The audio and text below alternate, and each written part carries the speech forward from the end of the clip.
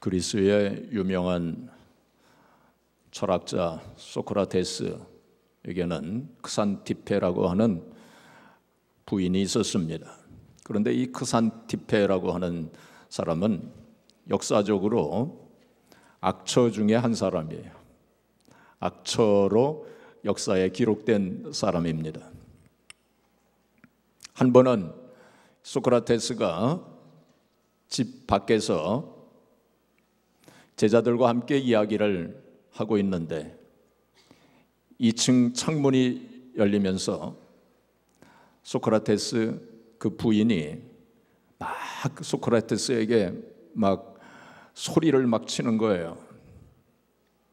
그러니까 소크라테스가 제자들에게 천둥이 치는구나 그렇게 얘기를 했어요.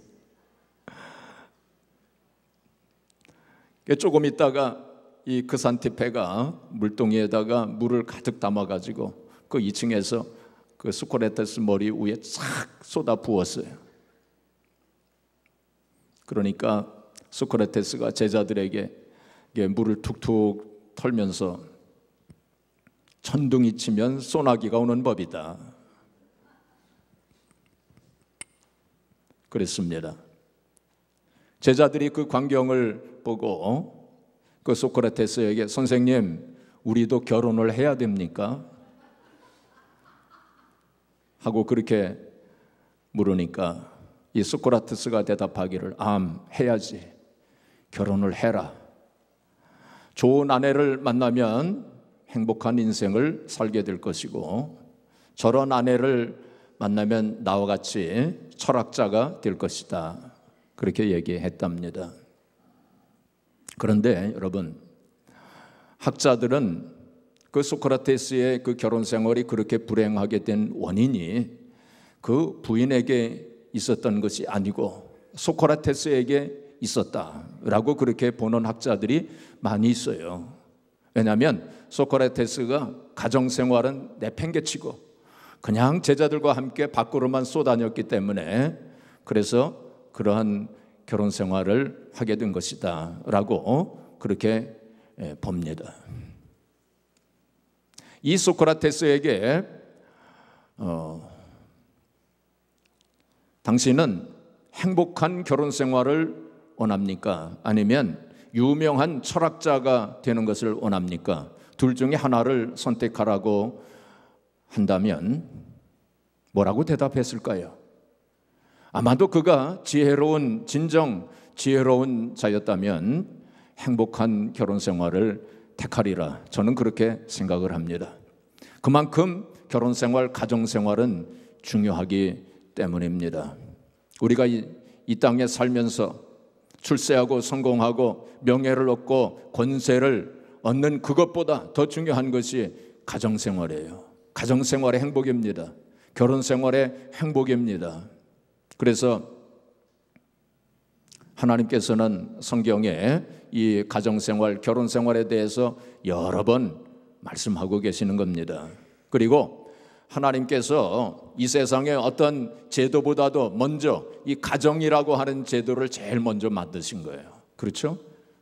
에덴 동산에서 제일 먼저 만드신 것이 무슨 어떤 나라를 만드신 게 아닙니다. 어떤 회사, 어떤 조직을 만드신 게 아니에요. 바로 결혼이라고 하는 가정을 제일 먼저 하나님께서 제정하셨다고 하는 사실을 우리가 알아야 됩니다. 그래서 우리가 이 결혼 생활에 대해서 잘 생각해 봐야 돼요.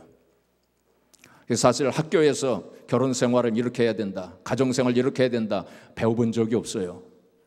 근데 사실은 그거를 우리가 잘 배워야 될 터인데 배워본 적이 없어요. 그래서 성경에 나와 있는 대로 우리가 잘 생각을 해봐야 됩니다. 물론 혼자 사시는 분들도 있습니다. 혼자 사시는 분들도 얼마든지 행복한 인생을 사실 수 있어요. 그리고 또 오늘 이제 부부주의를 맞이해서 우리 결혼 생활에 대해서 생각해 볼 터인데 우리 자녀들 가정 생활 또 이제 우리 미혼 우리 성도들 또 앞으로 이제 결혼 생활을 하게 될 성도들도 생각하면서 또 성도들의 가정 생활, 결혼 생활을 생각하면서 우리 함께 생각하는 시간 갖도록 그렇게 하겠습니다. 먼저 32절 말씀, 본문 32절 말씀 우리 같이 읽겠습니다. 이 비밀이 크도다. 나는 그리스도와 교회에 대하여 말하노라. 다시 한번 우리 큰 소리로 성경을 우리 봉독할 때도 정성껏 우리 함께 봉독하시겠습니다. 이 비밀이 크도다. 나는 그리스도와 교회에 대하여 말하노라. 자, 오늘 본문 말씀이 뭐에 대한 말씀입니까? 결혼 생활에 대한 말씀이에요. 남편과 아내의 결혼 생활에 대한 말씀을 하시면서 좀 뜬금없이 우리가 생각하기에 뜬금없이 이 비밀이 크도다. 나는 그리스도와 교회에 대하여 말하노라. 그렇게 말씀했어요. 남편은 이렇게 해야 된다. 아내는 이렇게 해야 된다. 결혼 생활에 대한 말씀을 하시다가 갑자기 내가 지금 그리스도와 교회에 대해서 말하는 것이다 하고 그렇게 말씀을 했어요. 이 비밀이 크도다. 그래서 우리가 결혼 생활에 대해서 생각할 때는 그리스도와 교회에 대한 관계를 생각해야 된다. 그런 뜻입니다. 그 신비한, 심오한 비밀이 여기에 있다는 것입니다. 사실 생각해 보면 아담의 아담의 그 갈비뼈를 가지고 하나님께서 하와를 만드시지 않았습니까? 아담이 희생함으로 하와가 이루어진 것처럼 예수님께서 그리스도께서 희생하심으로 교회가 세워진 거예요. 그렇죠? 또 성경에 보게 되면 하나님께서 아담을 깊이 잠들게 하신 다음에 아담의 갈비뼈를 취하여 하와를 만드셨어요. 그렇죠? 그리고 바로 예수님께서 죽으심으로 아담이 깊이 잠들었다고 하는 것은 죽었다고 하는 의미도 있는 거죠. 주님께서 죽으심으로 말미암아 교회가 이루어진 것입니다. 그래서 남편과 아내의 관계는 그리스도와 교회의 관계다. 그런 뜻입니다. 그래서 오늘 이제 아내의 행복, 남편의 행복, 우리가 행복한 결혼 생활을 하기 위해서는 이 그리스도와 교회의 관계를 깊이 생각해 봐야 된다. 그런 뜻입니다. 자, 이제 그러면 먼저 25절 말씀 우리 같이 읽겠습니다. 남편들아 아내 사랑하기를 그리스도께서 교회를 사랑하시고 그 교회를 위하여 자신을 주심같이 하라. 이건 남편들에게 주시는 말씀입니다. 우리 아내들께서는, 여자분들께서는 지금부터는 한 귀로 듣고 한 귀로 흘려들으시기를 바랍니다. 남편들은 잘 들으시고요. 여기 보시면 남편들을, 아내를 어떻게 하라고요? 사랑하라 그랬어요. 사랑하라. 근데 이 사랑은 아가페의 사랑입니다. 바로 그리스도가 교회를 사랑하신 것처럼, 그리스도가 교회를 사랑하셨을 때 아가페의 사랑을 하셨어요. 그렇죠? 사랑에는 여러 가지 종류가 있습니다. 우리 말에는 그냥 사랑이라고 한마디로 되어 있지만은 헬라 말에는 에로스의 사랑도 있고 스톨케의 사랑도 있고 필레오의 사랑도 있어요. 그리고 아가페의 사랑입니다. 근데 다른 사랑은 조건적인 사랑이에요. 인간적인 사랑이에요. 근데 주님께서 우리를 사랑하실 때 그 사랑은 아가페의 사랑입니다. 그것은 무조건적인 사랑이에요. 우리가 죄인임에도 불구하고, 그렇죠? 우리가 연약하고 또 부족함에도 불구하고 허물이 많은 인생임에도 불구하고 우리를 사랑하시는 그 사랑이 바로 주님의 사랑이에요. 남편이 아내를 사랑할 때 바로 그런 사랑으로 사랑하라는 것입니다. 아가페의 사랑을 하라는 것입니다. 그래서 우리가 살다 보면, 남편이나 아내나 살다 보면 약점이 드러납니다. 허물이 드러나요. 그렇죠? 다 부족한 점이 있지 않습니까? 그럼에도 불구하고의 사랑이 바로 아가페의 사랑이에요. 우리가 아내나 남편이나 다 부족함에도 불구하고, 허물이 있음에도 불구하고, 연약함에도 불구하고, 실수를 함에도 불구하고, 그럼에도 불구하고 이 사랑해요. 남편의 아내를 사랑할 때 바로 그런 마음으로 사랑해야 된다. 그것을 말씀하고 있습니다. 사실 자기 아내를 사랑할 줄 모르면서 다른 사람들을 사랑한다고 하는 것은 다 위선입니다. 그건 가식입니다. 그렇죠?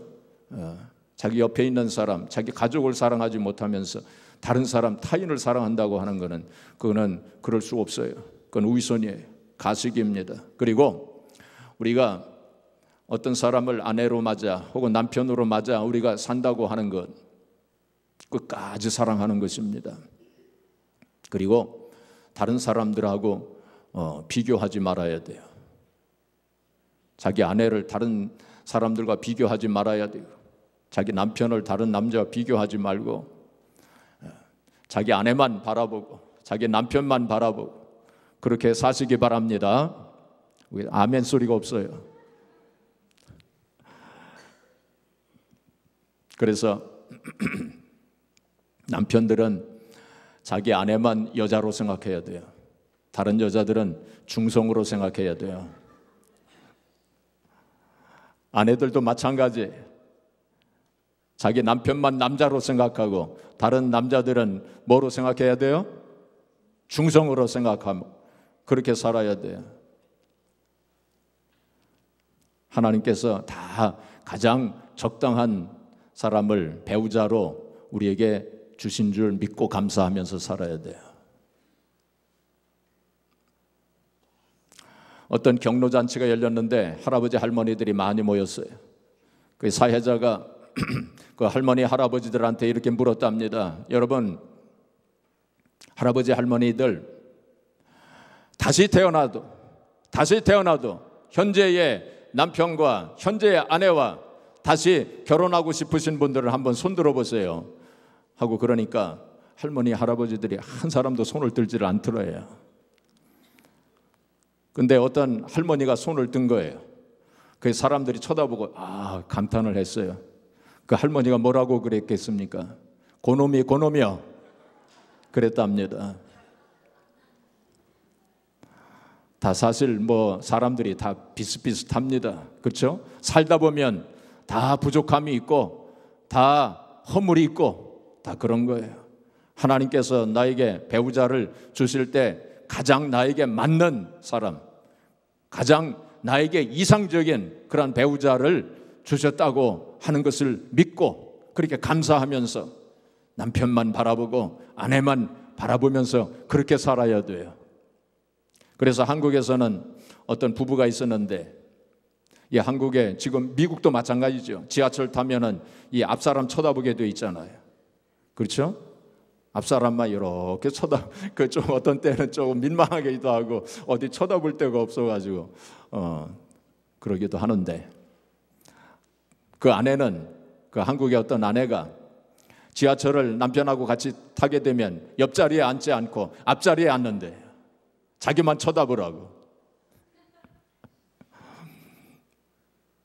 그렇게까지 할 필요는 없겠지만은 우리가 그 마음은 그렇게 돼야 돼요. 그렇죠? 한평생 하나님께서 짝지어 주신 배우자 아내만 바라보고 남편만 바라보고 그렇게 살아야 돼요. 다른 남자 바라보고 혹은 다른 여자 바라보고 그 잘못된 것입니다. 그렇게 되면 그 결혼 생활은 불행하게 되는 거예요. 자, 그 다음에 주님께서 자신을 교회에게 주심같이 사랑하라 그랬어요. 그렇죠? 주님께서 자신을 교회를 위해서 주심같이 그렇게 남편이 아내를 사랑하라. 그건 희생적인 사랑입니다. 그렇죠? 자기 몸을 주는 사랑입니다. 어떤 남자가 여자에게 프로포즈를 했답니다. 내가 당신과 결혼하면 내가 평생 내 목숨을 당신을 위해서 버릴 만큼 그렇게 각오하고 그렇게 살겠습니다. 그러니 나와 결혼해 주세요 하고 그렇게 얘기를 했답니다. 그러니까 여자가 말하기를 나를 위해서 목숨을 버릴 각오는 필요하지 않고요.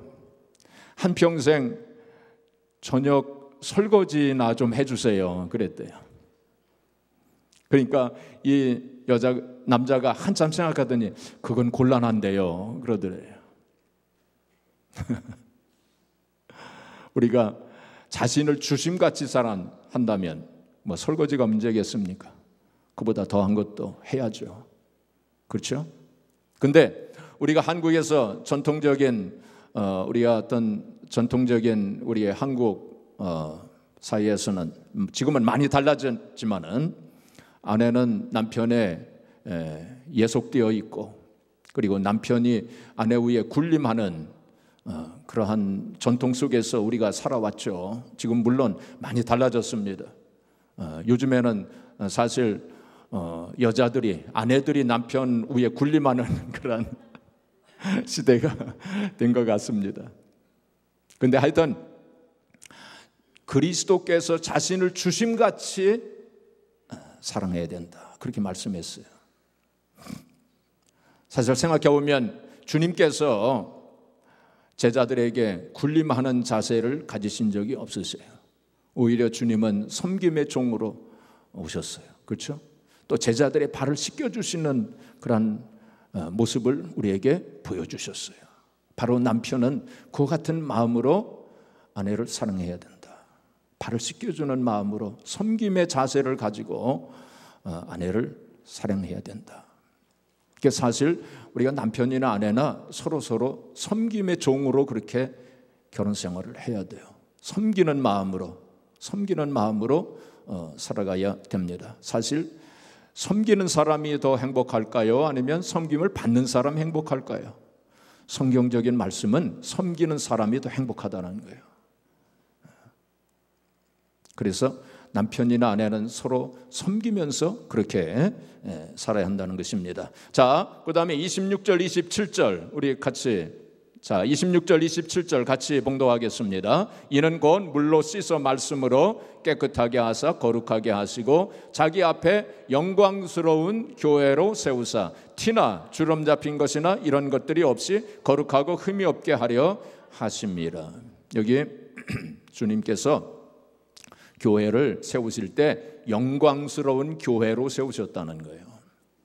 영광스러운 교회로 세우셨다는 거예요. 마찬가지로 남편들이 아내를 영광스러운 아내로 세워줘야 된다. 영광스러운 아내로 세워줘야 할 것을 말씀하고 있는 것입니다. 남편들이 아내의 성장과 발전을 위해서도 많이 애를 써야 된다, 그런 뜻입니다. 이게 우리말에 내조라는 말은 있어도 외조라는 말은 잘 쓰지 않는 말이에요. 그렇죠? 이게 아내가 남편을 도와주는 그런 내조, 그거는 필요하고, 이제 그걸 사람들이 많이 얘기하지만 외조, 아내를 위해서 아내를 도와주는 일을 해야 된다.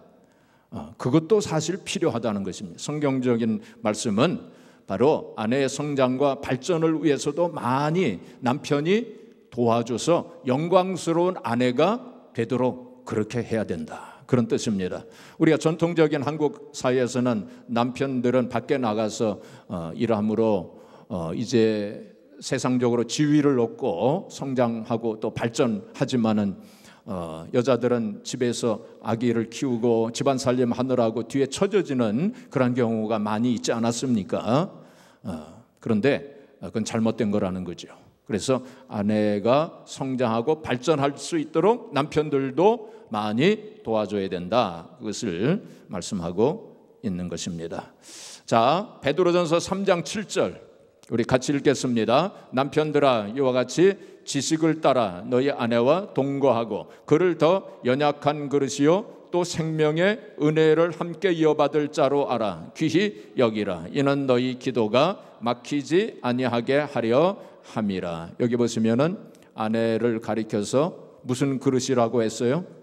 연약한 그릇이다 그랬습니다. 아내들은 연약한 그릇이라는 거예요. 연약한 그릇은 깨어지기 쉽다는 것입니다. 그래서 잘 보살펴야 된다. 육체적으로도 연약하고 정신적으로도 연약하기 때문에 깨어지기 쉽다는 것입니다. 그러니까 남편들이 잘 보살펴서 깨어지지 않도록 그렇게 돌보아야 된다, 것을 말씀하고 있습니다. 옛날 한신대학교 학장이셨던 정대의 박사님, 이 목사님이시고 이제 박사님이신데 정대의 박사님이 그런 고백을 했어요. 자기가 캐나다에서 이제 공부를 하는데, 캐나다에서 유학을 하는데 한 번은 자기 아내하고 이제 길을 가게 되었던 모양입니다. 근데 자기는 신사복 딱 입고 넥타이 딱 매고 그리고는 빈손으로 이제 아주 위험 있게 걸어가고, 자기 아내는 옆에서 아기를 업고 양손에 시장 그 바구니, 시장 바구니를 양손에 쥐고 그렇게 이제 걸어가게 됐는데, 그때 캐나다 사람들이 너무나도 그 광경이 희한해서 남편은 쫙 빈손으로 가는데 그 아내가 큰 무거운 걸 양손에 쥐고 아기를 또 업고 그렇게 가는 모습을 보고 캐나다 사람들이 너무나도 희한한 광경이라고 생각해서 사진을 찍었대요, 그거를. 근데 자기가 그 당시에는 그걸 잘 몰랐대요. 그러니까 나중에 그걸 깨닫고 자기가 얼굴이 붉어졌다고 이제 그런 고백을 했습니다. 우리 전통적인 그러한 사상, 그런 게 있죠. 그 옛날부터 참 여자들, 우리 여자분들 또 우리 어머니들 얼마나 참 고달픈 인생을 사셨습니까? 그래서 아내는 연약하기 때문에, 깨어지기 쉬운 연약한 그릇이기 때문에 깨어지지 않도록 우리가 늘 신경을 써야 된다. 성경에서 그렇게 말씀하고 있는 것입니다. 그래야 아내가 행복하게 되어지고, 아내가 행복하게 되어질 때 남편도 행복하게 되어지는 거예요. 그렇죠? 아내의 행복이 바로 남편의 행복이고, 또 거꾸로 말하면 남편이 행복해졌을 때 아내가 행복하게 되어지는 거예요. 그렇죠? 우리 결혼 생활에 있어서 아주 중요한 원리입니다. 자기 행복을 추구할 때 행복한 결혼 생활을 할 수 없어요. 상대방이 행복하게 되어지도록 내가 노력할 때 자기도 행복하게 되어지는 것입니다. 그걸 꼭 기억을 하시기를 바랍니다. 그래서 아내의 눈에서 눈물이 나오지 않도록 그렇게 해야 됩니다. 아내의 눈에서 눈물이 나오지 않도록 해야 돼요. 아내의 눈에서 눈물이 나오게 되면 어떻게 되는지 아세요? 우리 남자들은 흙으로 지어졌기 때문에 아내가 눈물을 흘리게 되면 그 흙은 부스러집니다. 그래서 아내의 눈에서 눈물이 흘러나오지 않도록 그렇게 해야 돼요. 자, 지금까지는 남편이 아내에 대해서 어떻게 해야 되는가 그걸 말씀을 드렸어요. 이제 지금부터는 아내가 남편에 대해서 어떻게 해야 되는가 그걸 말씀을 드리겠습니다. 지금부터는 이제 남편들은 귀를 막으시기를 바랍니다. 자, 24절 보겠습니다. 같이 읽겠습니다. 그러므로 교회가 그리스도에게 하듯 아내들도 범사에 자기 남편에게 복종할지니라. 남편에게 어떻게 하라고요? 복종하라. 교회가 그리스도에게 복종하듯이. 교회가 얼마나 참 주님께 복종해야 됩니까? 또 23절 말씀 보면은 주님이 교회의 머리 되심과 같이 남편이 아내의 머리가 된다. 이제 그렇게 말씀을 했습니다. 우리가 아내가 남편에게 복종하라. 아내가 남편보다 열등한 존재이기 때문이 아닙니다. 하나님께서는 동등하게, 남편이나 아내나 동등하게 하나님이 창조하셨어요. 그렇죠?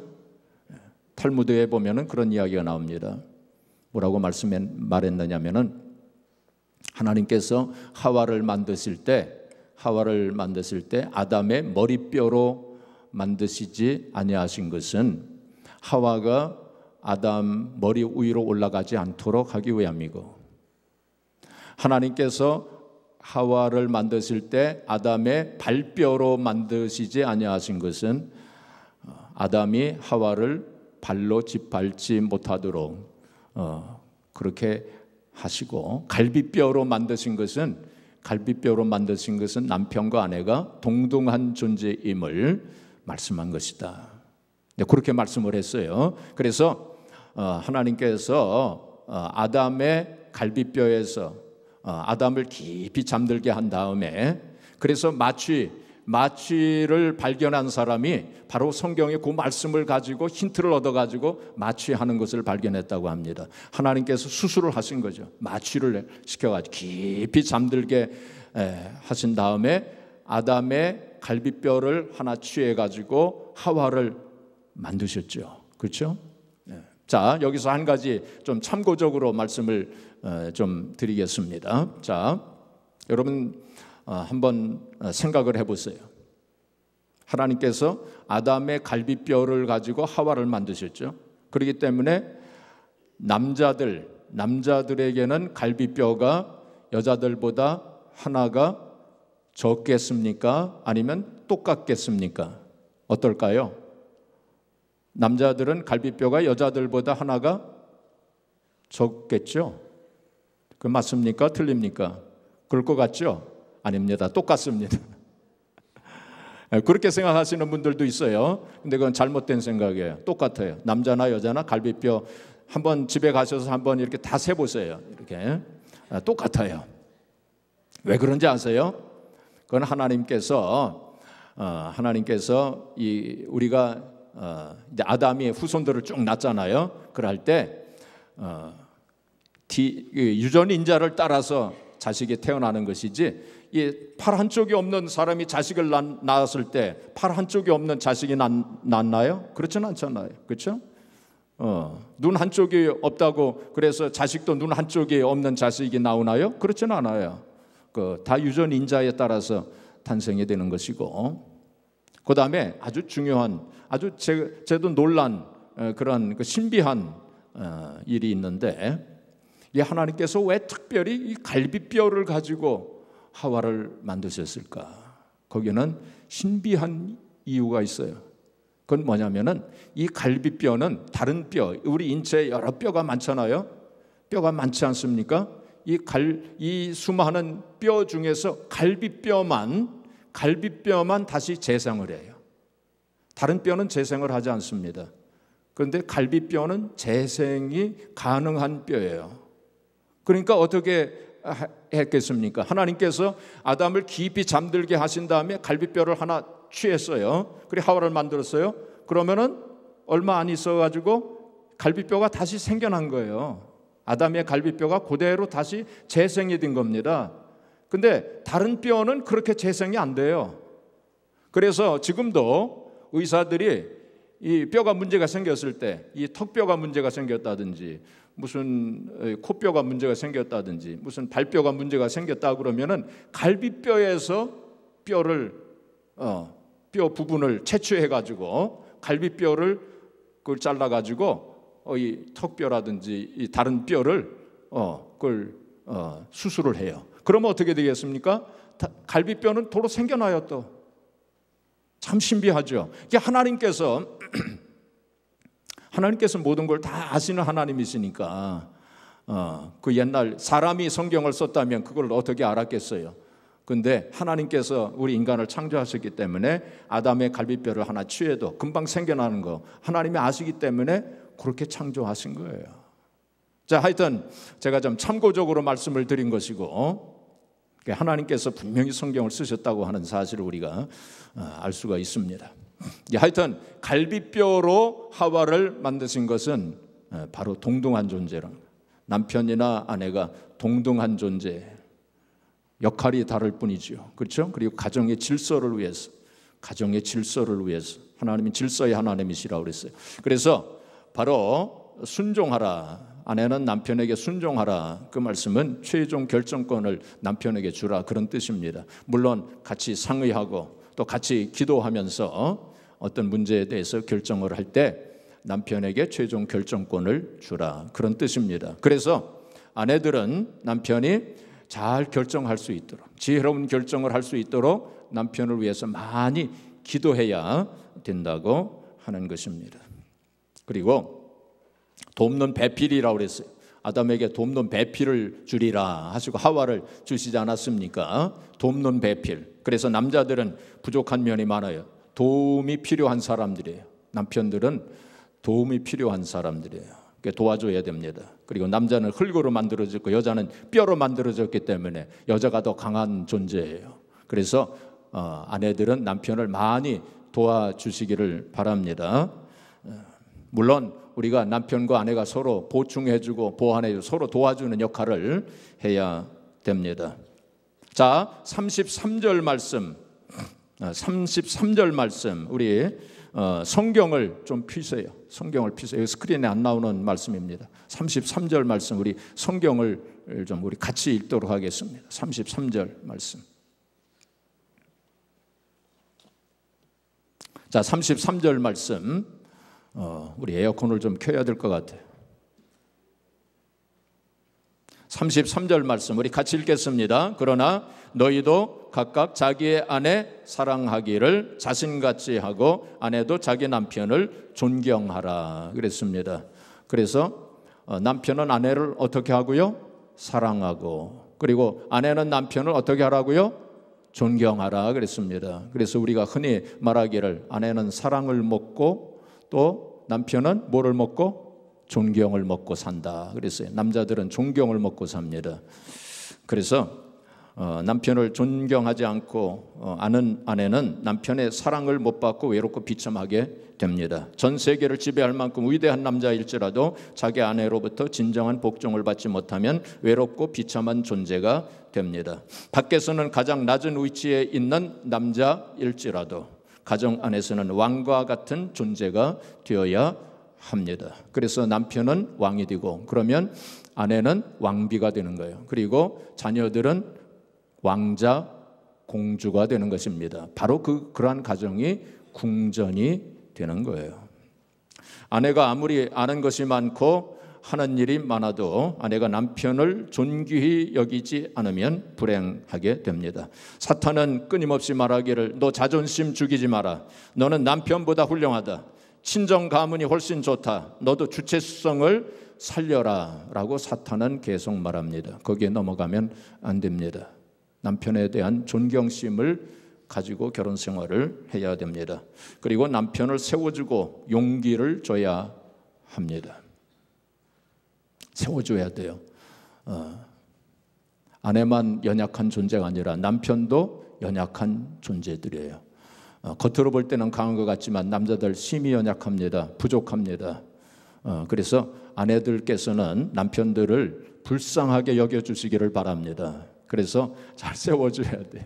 용기를 북돋아줘야 돼요. 위로해줘야 돼요. 격려해줘야 돼요. 그게 필요해요. 남편들에게 그게 꼭 필요합니다. 자, 이야기 하나만 하고 마치겠습니다. 프랭클린 D. 루스벨트, 우리 FDR, 루스벨트 대통령 다들 아시죠? 이 루스벨트 대통령이 참 대통령 가운데서도 참 좋은 평판을 받는 그런 위대한 대통령이었죠. 네 번 당선된 사람이에요. 미국 대통령으로. 역사적으로 없는 경우입니다. 4번이나 당선이 돼가지고 12년간이나 대통령직에 있었어요. 그리고 아주 미국을 부흥시키고 또 제2차 세계대전을 승리로 이끈 위대한 대통령이 FDR, 프랭클린 루스벨트 대통령 아닙니까? 제가 옛날 교회에 있을 때 교회 조금 떨어진 곳에 그 루스벨트 대통령 생가가 거기 있었어요. 큰 집이 있고 정원이 넓고 그 기념관을 지어놓고, 그래서 제가 여러 번 거기에 가고 거기 방문 오신 분들 제가 모시고 가기도 하고 이제 그랬습니다. 근데 프랭클린 D. 루스벨트가 이 정치적으로 젊었을 때부터 왕성하게 활동을 했던 사람인데 39살에 소아마비에 걸리지 않습니까? 지난번에 선교 걷기 대회를 이제 거기서 했죠. 이거 베어 마운틴 거기에 가가지고 캠핑을 하다가 그만 병균에 전염이 돼가지고 39살 나이에 정치적으로 한참 활동할 나이에 소아마비에 걸려가지고 평생 휠체어 생활을 하게 됩니다. 이 사람이, 이 남편이. 그래가지고 그렇게 왕성하게 활동을 하다가 소아마비에 걸려가지고 의기소침해가지고 그냥 집안에 틀어박혀서 그렇게 칩거하고 있을 때에 하루는 비가 막 쏟아진 후에 날이 활짝 개었어요. 그때 엘레나, 그 루스벨트 대통령 부인이 엘레나입니다. 엘레나 그 부인이 그 남편을 휠체어에 태워가지고 휠체어를 몰고 휠체어를 밀고 그리고는 밖으로 정원으로 나갑니다. 그리고는 이렇게 말합니다. 여보, 이렇게 비가 온 뒤에 이렇게 날이 화창하게 밝은 것처럼 우리가 지금 참 어려운 시간을 보내고 있지만 좋은 시간이 올 거예요. 그러니까 낙심하지 말고 힘을 내세요 하고 그렇게 남편에게 그렇게 격려의 말을 합니다. 그때 루스벨트가 말하기를, 여보, 나는 이제 평생 이렇게 휠체어를 타야 될 그러한 형편인데 그래도 나를 사랑하오 하고 그렇게 얘기를 합니다. 그때 그 엘레나 그 부인이 뭐라고 대답하냐면, 여보, 왜 그런 섭섭한 말을 하세요? 내가 그렇다면 지금까지 당신 두 발만을 사랑했단 말이요? 나는 당신 전체를 사랑하오. 그러니 힘을 냅시다 하면서 그렇게 용기를 줘요. 그리고 위로하고 격려해 줍니다. 거기서 루스벨트가 힘을 얻어요. 그래가지고 휠체어를 타고 다니면서 정치를 하기 시작을 했어요. 그래서 대통령에 당선이 돼가지고 그 후에 4번씩이나 당선이 되고 위대한 대통령이 된 것입니다. 그 부인의 한마디, 위로의 한마디가 큰 힘이 된 거예요. 그래서 아내들께서는 이렇게 남편들 위로해 주시고 격려해 주시고 세워주시고 용기를 북돋아 주셔서 우리가 남편의 역할을 잘 할 수 있도록 그렇게 하시기를 바랍니다. 자, 우리 결혼 생활의 행복, 남편의 행복, 아내의 행복이 저절로 이루어지는 것은 아닙니다. 제가 결혼 주례할 때마다 꼭 하는 말이 있어요. 그건 뭐냐면 꽃밭 이야기입니다. 꽃밭을 그냥 놔두어 보세요. 어떻게 되겠습니까? 그냥 잡초만 무성한 그런 밭이 되지 않겠습니까? 끊임없이 잡초를 뽑아줘야 돼요. 그렇죠? 끊임없이 벌레를 잡아줘야 돼요. 그리고 물도 줘야 되고 또 비료도 줘야 되고 그렇지 않습니까? 서로 노력해야 돼요. 남편과 아내가 서로 노력을 해야 됩니다. 그래서 아름다운 결혼 생활 그리고 행복한 우리 결혼 생활을 할 수 있도록 그렇게 해야 됩니다. 마지막으로 제가 한 가지 당부의 말씀을 드리면은, 이런 설교를 들으면은 이것이 오늘 들은 말씀이 부부싸움의 씨앗이 될 경우가 많아요. 목사님이 뭐라고 말씀하셨어? 성경에 뭐라고 되어 있어? 당신은 왜 그렇게 하지 않는 거야? 이제 이렇게 되는 경우가 많아요. 그래서 아까 제가 귀를 막으시라고 그랬죠. 한 귀로 듣고 한 귀로 흘려버리시. 상대방에게 대한 그 말씀은 다 잊어버리세요. 자기에게 주신 말씀만 기억을 하세요. 그래서 남편은 아내를 사랑하기를 그리스도가 교회를 사랑하신 것처럼 자신을 주심같이 희생적인 사랑, 아가페 그 사랑, 그리고 아내는 교회가 주님께 순종하였듯이 남편에게 순종하고 남편을 세워주고 또 남편을 존경하고 존중하고 그런 마음을 가지시고 결혼 생활을 하셔서 참으로 하나님 기뻐하시는 결혼 생활, 또 행복한 남편, 행복한 아내로서 또 하나님께서 쓰실 수 있는 그러한 결혼 생활, 가정 생활에 되어서 하나님 앞에 영광 돌리는 그러한 가정이 되시기를 주님의 이름으로 축복합니다.